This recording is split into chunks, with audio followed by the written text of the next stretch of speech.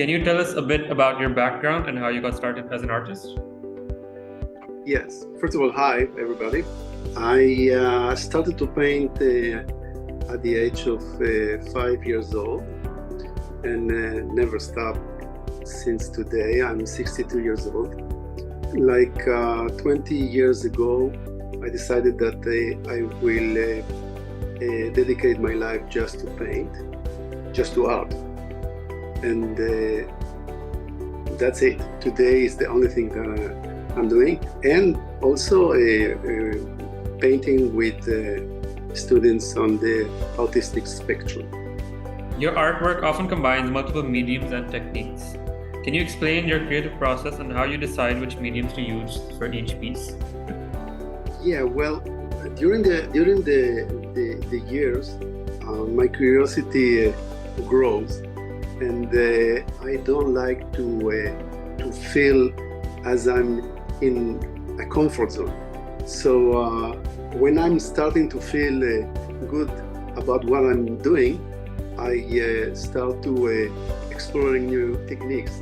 That's why I experiment and did a lot of medias techniques and different disciplines to create what I'm creating. And I hope I'm not going to stop to do it. So many of your pieces seem to evoke a sense of movement and energy. What inspires you to create such dynamic compositions? Well, I think that the most important thing in my work is try to reach the more freedom in my doing, and that's the most freedom of my hand movement. Okay, so I think that that is what gives my work such a dynamic sensation. Huge or big lines or path of colors that my hands do it not so quickly, but with a lot of freedom.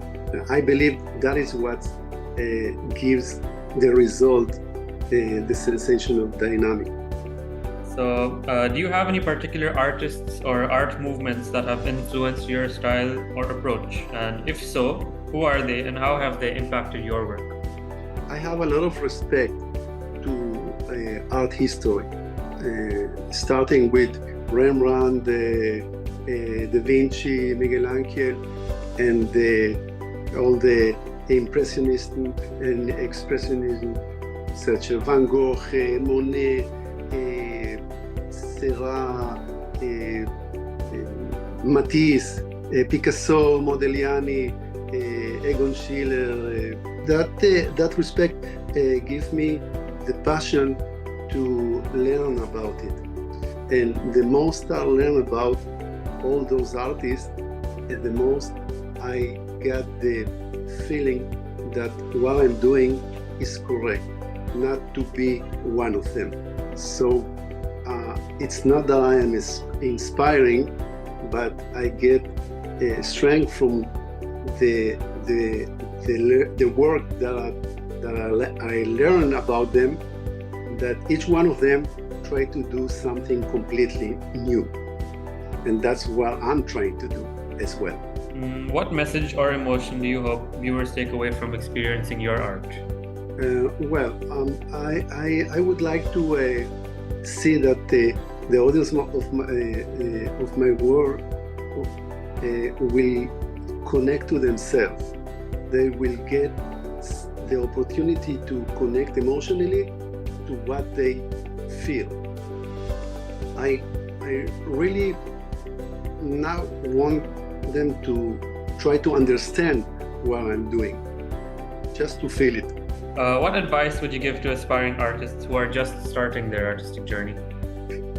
Well, I think a very simple thing to learn and to tell themselves all the time that creativity equals curiosity, courage, and self-esteem. And the most they will say to themselves that sentence, the most that they will be able to create with freedom, with not autocriticism. Is there anything else you would like to share or express about your art that we haven't covered in the interview?